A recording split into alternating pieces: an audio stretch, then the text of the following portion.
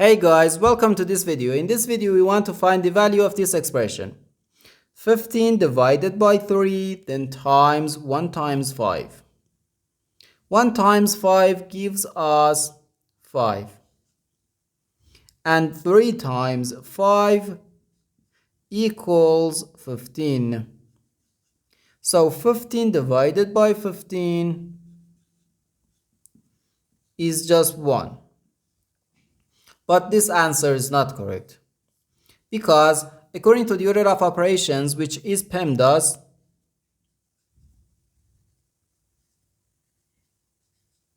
P stands for parentheses, E stands for exponents, M and D stands for multiplication and division, and A and S stands for addition and subtraction.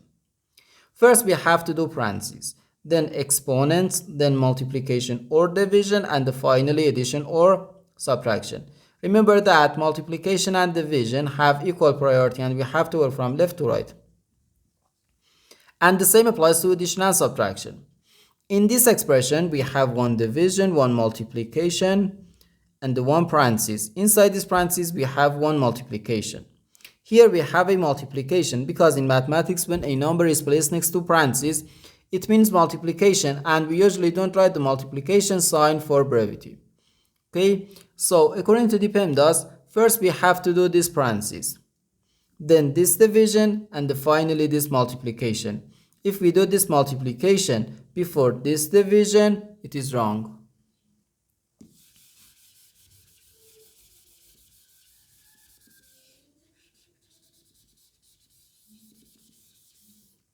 So first we have to do this parentheses. Inside this parentheses, we have 1 times 5.